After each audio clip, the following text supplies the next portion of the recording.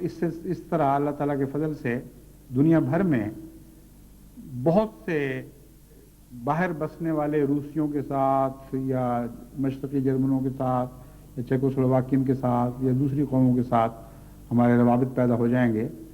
اور اب تک جو ہوئے ہیں وہ بہت ہی امید افزا ہیں۔ ایک یورپین ممالک کے کلچرل اٹیچی مجھ سے ملنے آئے، اور جب ان کو جماعت احمدیہ کا لٹریچر ان کی زبان میں پہنچایا گیا تو وہ اتنا ایکسائٹ ہو گئے، اتنا ان کی طبیعت میں ہیجان پیدا ہوا کہ دراصل اسی وجہ سے وہ ملنے آئے تھے۔ اور ملنے کے بعد انہوں نے کہا کہ میں اس بات پر مجاز ہوں، میں آپ کو بتا رہا ہوں کہ میں اپنے ملک کے دروازے آپ پر کھولتا ہوں۔ ایسا عظیم الشان لٹریچر ہے، اسے جلد لے کر ہمارے ملک میں پہنچیں۔ ہمارے ملک کے مسلمان بھی اور غیر بھی اس کے منتظر ہیں۔ وہ حیران رہ گیا یہ دیکھ کر کہ ایسا اسلامی فرقہ بھی دنیا میں موجود ہے جو اسلام کے نام پر جبر کا قائل نہیں اور اسلام کے نام پر محض محبت سے پیغام پہنچانے کے نظریے پر زور دیتا ہے۔ اور دیگر جب جماعت احمدیہ کی امتیازی تعلیمات اس کو معلوم ہوئی تو اس نے کہا کہ ہم تو بے وجہ اسلام سے خوف کھا رہے تھے، یہ تو بہت ہی پیارا مذہب ہے اور آپ کے آنے سے دوسرے مسلمانوں کو بھی تربیت ہوگی، ان کو بھی پتہ چلے گا کہ اسلام ہے کیا۔ تو میں آپ کو تجربے سے بتا رہا ہوں، یہ کوئی اندازے نہیں ہیں، تخمینے نہیں ہیں، واقعہ یہ ہے کہ خدا کی تقدیر نے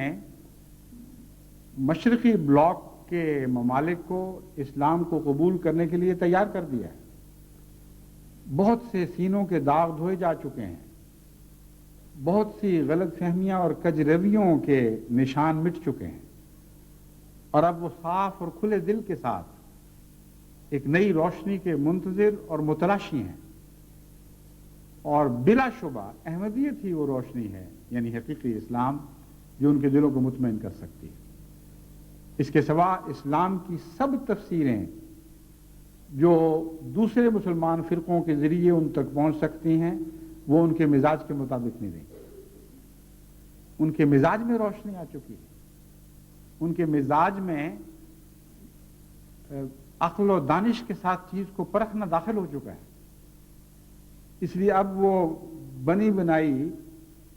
ایسی تعلیمات جن پر غور و فکر کے نتیجے میں ان تعلیمات پر ایمان نہ رہے، قبول کرنے کے لیے تیار نہیں رہے۔ اسلام ایک ایسی تعلیم ہے جس پر جتنا غور کریں ایمان بڑھتا ہے، اور اس رنگ میں اسلام کی حقیقی تعلیم احمدیت کے سوا کم دوسروں کے پاس ہے۔ اس میں کوئی شک نہیں کہ ہر فرقے کے پاس سچائی موجود ہے، اس میں کوئی شک نہیں کہ دوسرے مسلمان فرقوں میں بھی بہت سی باتوں میں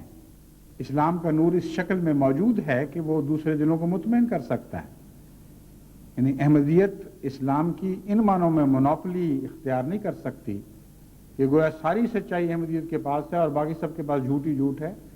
یہ طرز عمل جھوٹ ہے، اور احمدیت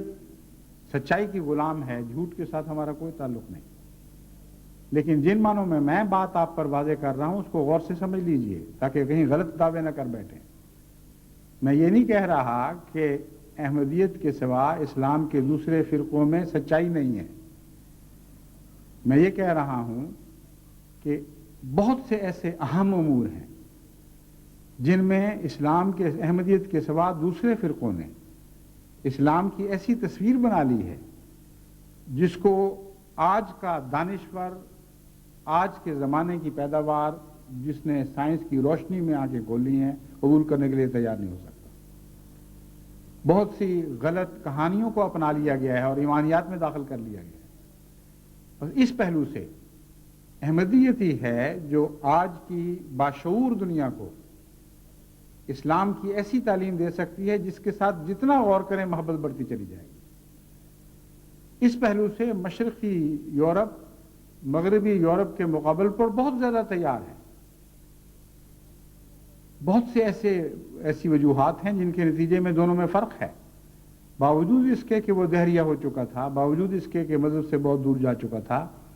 ان کے اندر کچھ ایک ذہنی صفائی بھی ہے، اور دل کی تختیاں بہت سے ایسے تعصبات سے پاک ہو چکی ہیں جو عیسائیت کے عروج کے زمانے میں موجود تھے.